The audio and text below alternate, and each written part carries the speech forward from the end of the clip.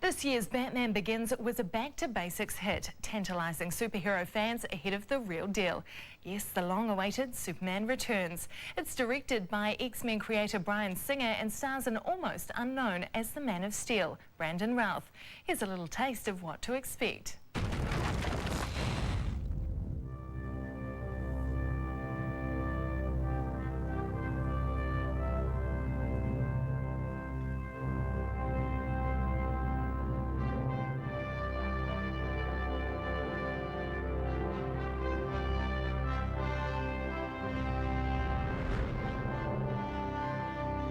They can be a great people, Kal-El, they wish to be.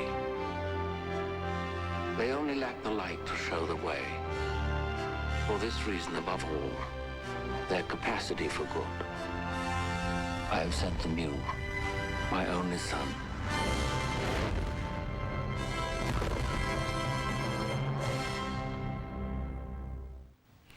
Coming up on Headliners, movie reviewer Shane Cortese turns political with The Constant Gardener. But first, the movies you turned out for this week. Here's the top 5 from the box office and rental store. As soon as the storm's over. They know where to look for us? We don't have the same kind of radar tracking we have in the States. Oh, fantastic. And it's a big desert, isn't it? My son, you are all that survives me. Do not disappoint me.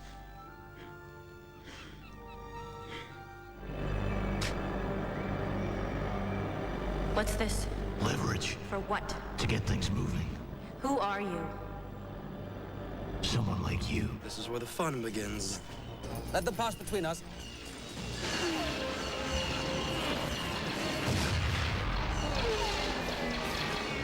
See, that's our problem, sweetie. You care about this car more than you do us.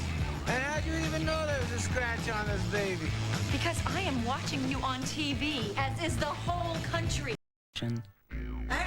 Meet Ashley. I've been a millionaire since I was 27. One of 4 eligible Arcus looking for a missus. I'm on the prowl. And a posse of Pommy Sheilas. I love going down under. Looking for a bloke. Man, this is just full on. Like lambs to the slaughter, desperately seeking Sheila. Starts tonight on 1.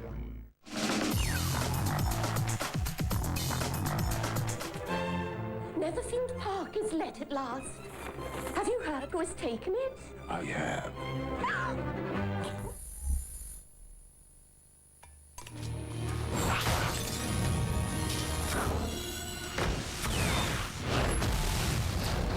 Hands and knees and heads bowed down. Everybody down. We're coming down to empty that vault. You have to give me your authorization password. Okay. We don't need a mask behind lost pressure. Where is she? I'm planning on going, not stopping. What? The brakes were old-fashioned 40 years ago. What? Is this a hinge off a fence post? Yeah, that's from an old kitchen door. With the award-winning film City of God under his belt, great things are expected from director Fernando Meirelles. His latest work, The Constant Gardener, is an adaptation from a John le Carré novel, which takes us on a political adventure across Africa. Let's find out if our reviewer Shane Cortese was captivated. In a remote area of North Kenya, activist Tessa Quayle is found brutally murdered, and her travelling companion, a doctor, has fled the scene. All evidence points towards a crime of passion. Haunted by remorse and rumours of his wife's infidelity, her surviving husband, Justin Quayle, embarks on a personal journey to expose the truth behind the murder. In The Constant Gardener, her performance is totally believable. It's powerful and it's very complex, and I'm picking that award season's going to treat it a little bit of a wake-up call. I mean, the cast and crew obviously thought so, as they set up the Constant Gardener Trust after filming to help the inhabitants of the Nairobi slums. What is your business here, please? Anyway, tired, but do go and see it for Rachel Weisz's performance alone. 3 out of 5, enjoy the movies. Peter Jackson is an expert in creating whole worlds around his films. With his latest, King Kong, he's arguably monstered all previous efforts. There's the fan website keeping us in the loop, complete with its video production diaries. And today, the official computer game he helped to make was released. Andrew Kogan reports. What took her car? Saw someone. It's 26 days till the premiere of King Kong, the movie. Today, though, the game is out just to whet the appetite until then. Jenna, what's it like? So far, extremely impressive. You got all the original voice actors here just to give you a taste of what the movie's going to be like. And Jack Black, Naomi Watts. Jack Black, Naomi Watts, absolutely. Jack, look up there. It's just a visual feast so far. With me, Jack! Now, Peter Jackson had a heap of creative input into this. Does it show? Absolutely, yeah, for sure. If you look at the visuals here, it's got a definite air of the Weta Workshop. There's always something going on around you. You can just hear stuff all the time. Like creeping up on you? Yeah, behind you, in front of you, it doesn't matter where you are. You're fully immersed.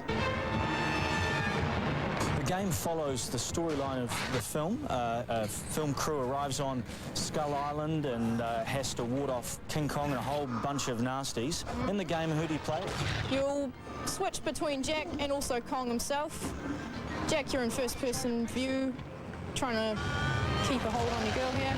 And Arrow. No! Keep your hands off her! And as Kong? And as Kong, same thing, taking on all the T-Rexes. The only disappointing thing for me was that it doesn't take long to finish the game. That can be true. 5 or 6 hours, solid gameplay. However, if you log onto the website, there's a few things there. You can play the game from different perspectives and everything like that. Special features? Special features, unlockable features like movie, all movie footage, everything like that. There's some cool stuff in there.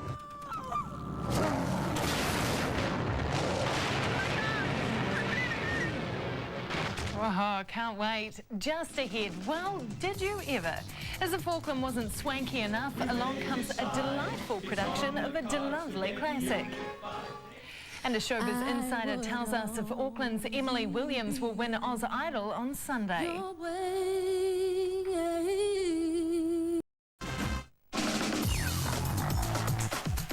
Welcome back. Here are the winners of our The Best of British Mediums tour, off to see Colin Fry and Tony Stockwell. Is Sue Tennant of Taumaranui. Congratulations, Sue. You've won a special reading with either of the mediums, plus tickets to a show and flights and accommodation if required.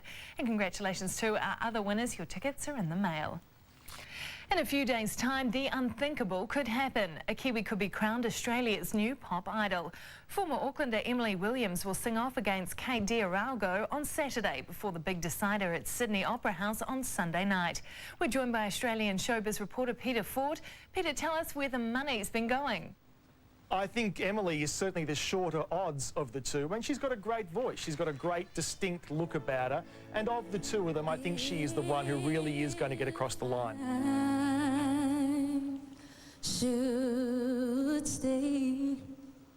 There's been a bit of bad press surrounding Emily. What's the issue? Well, some people here find the concept of a mother leaving a 2-year-old baby for a couple of months on end to go and pursue this dream, this competition, a lot of people here find that rather hard to fathom. The idea of an extended family, as is the case with Emily and her family being of Samoan heritage, is really one that's quite foreign here, and people do find that hard to cop. So there has been some negative talk in some of the press, there's been some negative talk back radio about it, but generally I think, the people who actually will be picking up the phone and voting are the ones who, of course, will make the final decision. I don't think they're particularly fazed by that because they know, apart from anything else, that certainly Emily's baby is well and truly taken care of. So what's the popularity of the show been like? Has it been as successful as the previous two? This series of Australian Idol really has been right down in terms of ratings, as much as 40% on equivalent episodes from last year. And I think there's a combination of reasons for it. I mean, we lost our nasty judge, Dicko. He went to another television network, so he wasn't around this year. The guy they replaced him with really wasn't particularly well accepted. But I think there's been other reasons at play. I think generally, having the third series on now, just a general fatigue about Australian Idol. We've also had the waters muddied somewhat with other talent quests, including another one called The X Factor, a big budget talent show earlier in the year. And I think that's kind of really confused people. And also I think probably the major factor has been that Casey Donovan, who was our winner from last year, really has not gone on to do great things. In that case, do you think if Emily does win, will she have a career? Well, she'll have a career in the short term. I mean, they're all guaranteed as, you know, a #1 single, and both Kate and Emily have recorded their singles. They will perform them on Sunday night, and of course only the winner will then get to release it a couple of days later. So in the short term, she's guaranteed a lot of press, and she's guaranteed a lot of exposure, a lot of gigs, but it's probably 6-12 months down the track that the real test sets in. Some of our previous winners, and indeed the runners-up, have done quite well, but Casey really has, to be honest, to be blunt about it, been the dud of the past couple of series. But, you know, Emily, I think, if she gets the right management, and bearing in mind, of course, she will be automatically managed for the first 12 months, but beyond that, you know, her name will be established, and what you do with that from there on in is really up to you and your manager. Fingers crossed for our Kiwi girl. Peter Ford, thanks so much for your time. Following in the footsteps of Grace Kelly and Frank Sinatra, the Auckland Theatre Company is performing High Society. And what better way to start the party season than a night of champagne and Cole Porter tunes? The show opens in Auckland's Sky City Theatre tonight. Olivia Kimber has this. Who's the special guy? I can't put a tie on. We're not all accustomed to the trappings of high society. Oh, charming sir, the way you sing would break the heart of Mrs. Crosby's wing. It's delightful, it's delicious, it's lovely.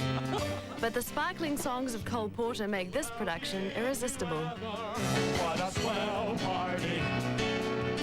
A swell party! It's not just a pretty show. I think it's a really good story, and a fascinating and interesting story. Three men desperately in love with one woman, and who's going to win? High Society began as the play The Philadelphia Story, later becoming a classic film starring Katharine Hepburn and Cary Grant.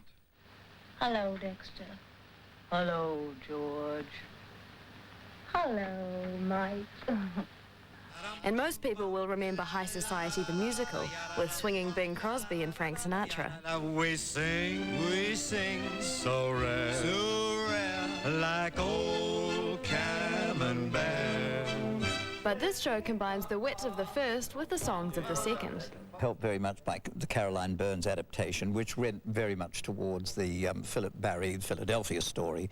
So I was always quite fond of that because I thought it was really funny, and the characters I thought were more anchored than the High Society. And today's actors say you won't be hearing carbon copy crooners. Bing was a legend, a proper American legend, and, you know, a rock star sort of that time. You have to be conscious that you don't do it like them. You watch Frank Sinatra because he's Frank Sinatra, but you can't take that on board. You can't say I'm going to be like Frank, because you can't.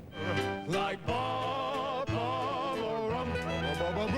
don't take that kind of food. Another thing you won't hear is that old-fashioned American elocution. Don't pretend with me, Dexter. You deliberately planned this festival to conflict with my wedding. It's a shabby, vindictive gesture. Ooh, harsh word. In those older movies, that there was a style of acting that possibly made the accent come across a little bit funny. We are doing American accents, so it's what we would call a you know, sort of middle-of-the-road American accent, not offensive. I guess it's a little bit different from the High Society that people are used to, but it's got all the same music and all the same tunes, and it's got more. It's delightful, it's delicious, it's delectable, it's delirious, it's dilemma, it's delimit, it's deluxe, it's deluxe. Okay, that's headliners for this week. We've just heard that American Idol Kelly Clarkson has cancelled her 2 New Zealand concerts due to a strain on her vocal cords. So like Kelly, we hope you have a restful weekend, and we'll catch you back here Monday at 5:30. Hei kona mai.